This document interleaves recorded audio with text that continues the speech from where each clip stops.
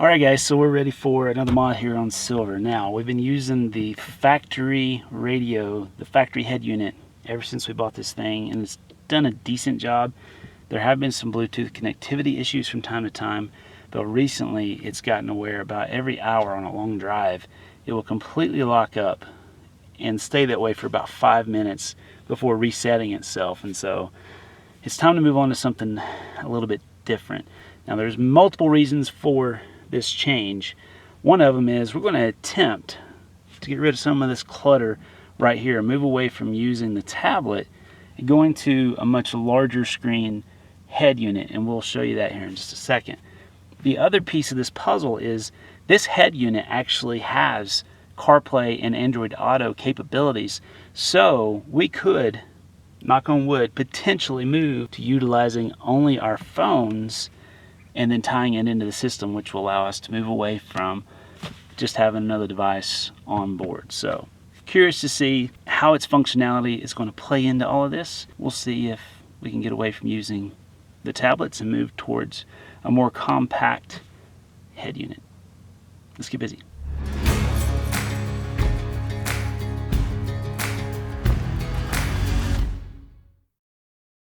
Alright, so this radio actually came from Crutchfield, provided by Gaia GPS. When they came out with their CarPlay, they said, "Hey, have you tried CarPlay yet? It's pretty awesome." I said, "I'd love to. I'd really love to. But I don't have a radio that will work with CarPlay." And they said, "Okay, let's figure something out." So thank you, Gaia GPS. We appreciate it, and we're looking forward to playing with this bad boy. So let's dig in. Alright, this is the ILX F309 FRN Alpine Halo 9. Now the beauty of this kit right here is it's got everything you need. Everything. And it's already built into the bezel, the whole 9 yards. There's no drives to flash. The Maestro is already ready to plug in. And the really cool part about this radio, and the reason we went with it, is because of this little guy right here. So this is the KAC001, and what that means in real language is this is a control module for up to 8 12-volt circuits. That's right, it's like a Switch Pro or whatever you want to call it, right on the radio. It's not a separate unit, it's built right into the radio. So I'm really looking forward to playing with this and moving some of our circuits onto this guy. We also opted to go with this XM tuner. Now, there is an antenna on the unit here, or on the 4Runner, but we decided to go with the external unit because on that roof rack we get terrible reception. That's why we haven't been using the XM radio in a very, very long time. Plus, this was free. By the time you get a 3-month plan, they send you a rebate. So why not give it a go and yeah, see what's on XM for a change. Oh, by the way, I bought these little tools for popping the dash apart and stuff, but I've had mine apart so many times that I didn't really need these. But they are going to go in the toolkit because there are some areas that I might need them in. So, all right, let's dig into this thing. By the way, this is my favoritist knife. You've probably seen it in some of the videos. This is a cheap Kershaw. It's like 24 bucks on Amazon. It's all metal, and while the blade doesn't last super long time, I enjoy sharpening knives, so it's not a big deal. These are the coolest knives, and one-handed operation. I'll put a link in the video description, but since we're talking about gear, plus it's kind of like a fidget thing, I can just sit here and do this for hours till I cut myself. All right, what we got?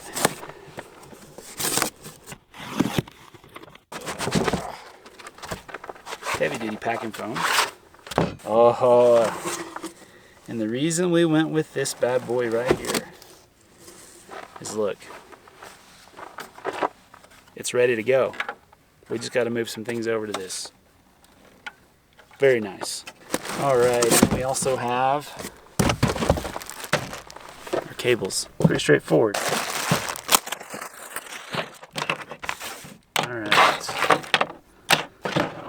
adapters. This also is another cool feature. This is the OBD2 connector. So in the past you've seen our BAXF wireless connector that we use with our Android Torque Pro app.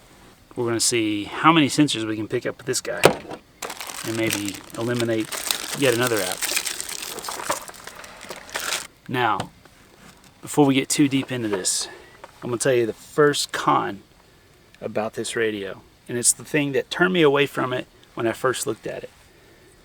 There's no wireless connection for CarPlay or Android Auto. Now, that's probably a deal breaker for some folks, but here's the thing. When we're in the rig, our phone is up in our RAM mount. It's plugged in anyhow. The reason we need this is because the Bluetooth on the factory unit continuously disconnects. So, personally, I am a fan of hardwire connections. I am, and I'm okay with that. But once you get over that, and you're willing to plug in a cable every time you want to use CarPlay, all right, let's keep going. Another downside, not a deal breaker, but a downside is this doesn't tie in to the factory microphone for whatever reason. It has its own. So we got to fish this up and put this in the ceiling somewhere. So we'll figure that out. And here's the Maestro unit. This is what's going to allow the unit to talk to all the Toyota stuff. Now, if you'd gone with another kit that has this Maestro unit, you would actually have to flash it. So you'd have to plug in a USB somewhere on here, right here, micro USB, and then go to the website, create an account, tell it what vehicle you're going to hook to, and flash the drive to work with the vehicle. This is 4Runner specific. It's ready. It's done.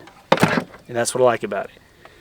It's the most expensive unit out there for the 4Runner, but it's the most complete, and it's going to save me a ton of time. So, do your research, take a look at it, and make your own call. Alright, let's take a look at this guy. Alright, there it is. It's so light. Feels almost cheap, but it doesn't have to do much, so we'll give it a try. Connectors, wiring harness. So this is going to be the output to all your circuits. There should be 8 of them there. This is going to tie into the head unit, and then this is going to be your power, ground, and accessory power. Pretty straightforward.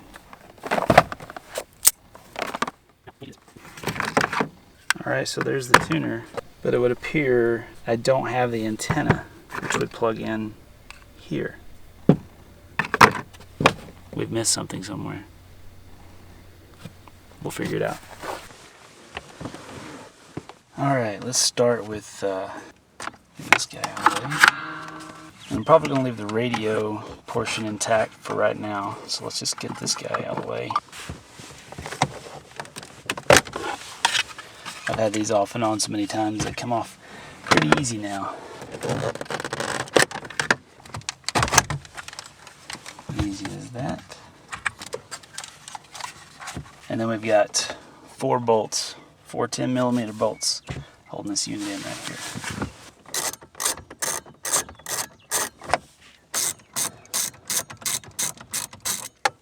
Alright, so in our case we also have this RAM mount that is tied in here. This has got to come apart. So before I pull this out, I'm just going to run up front, disconnect the ground on the battery, just to make sure we don't have any big oops.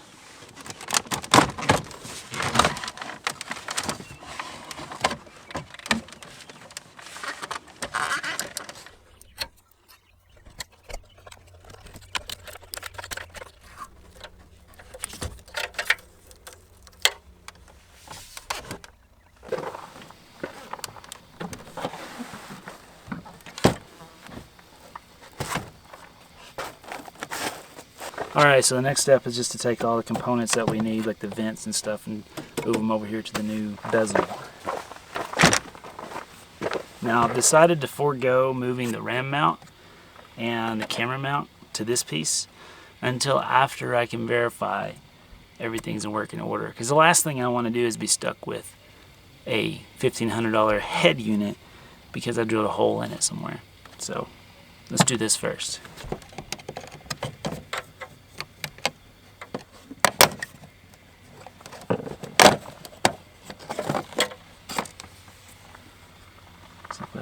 this clip as well. That's just a little indicator.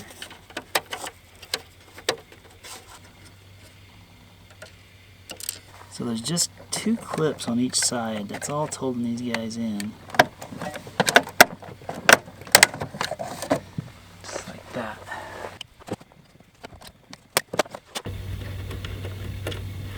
This is one of the screws, and then I'm just putting the last one in here. Alright, so next we're going to remove the hazard switch.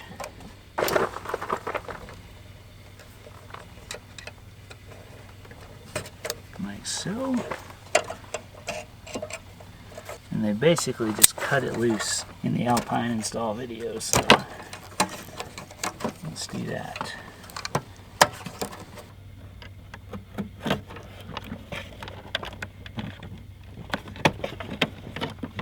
Forward like so. And then fish this guy in here.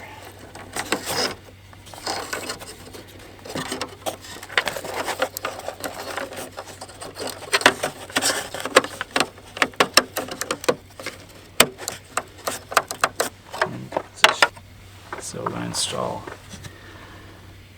these guys, which should just go into their clips here.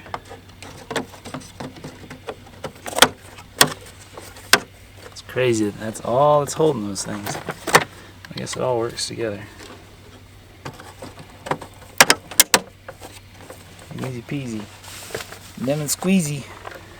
Alright, now that we got the head unit prepped, we're going to jump in the rig here and get our OBD2 sensor cable installed, and then also install our microphone, route everything down to the area, and put this thing in. Let's do it.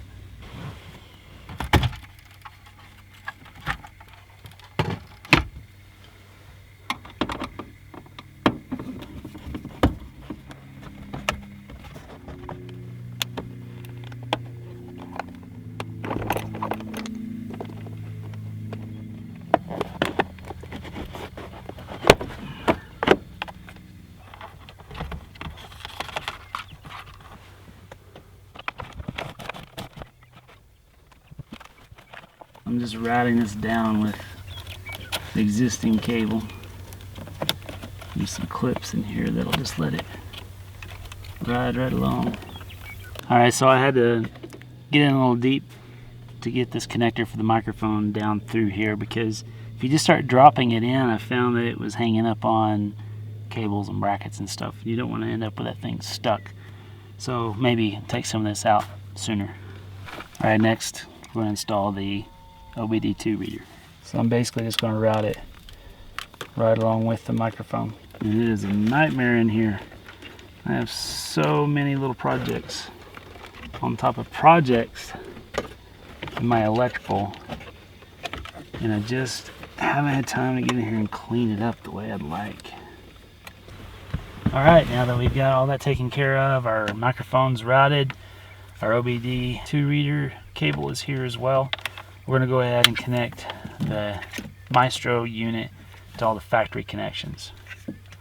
And this should be square peg round hole. If it fits, it ships. So far, it's all matching up. Now, here's OBD reader. And this is going to be our microphone input. Alright, let's get the unit in here and see what we got.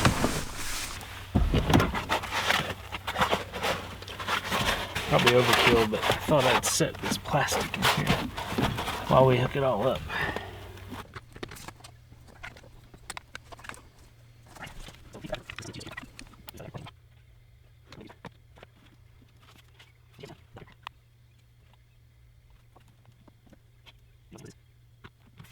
Almost forgot about this guy.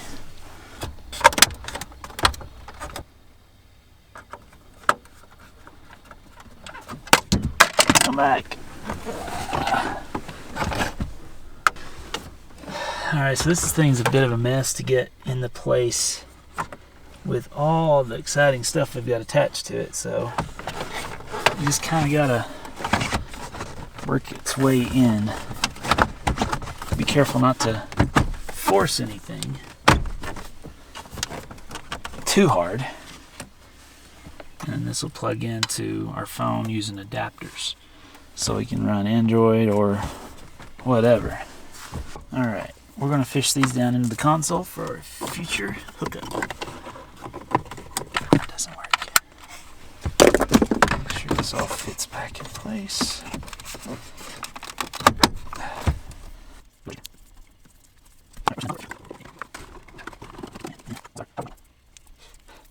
Okay, before we go too far, let's see if this thing even works.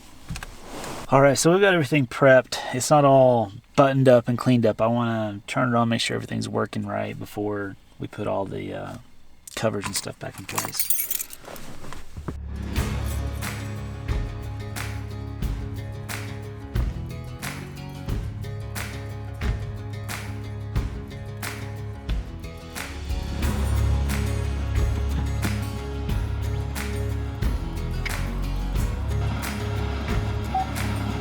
Boom. That's pretty cool. Dude, it's giving me PSI readouts now. What the heck? Why couldn't Tort do that? That in itself is freaking awesome. I love it. Alright guys, I hope that video helped give you an overview of the installation process for the Alpine Halo 9 for the 4Runner. Now there's a lot more I want to say about this unit, but this video is already running long. So we're going to cut this off. Subscribe so that you'll get notified when I upload the features and first impressions of the Halo 9. It's going to be good. We'll see you on the next one.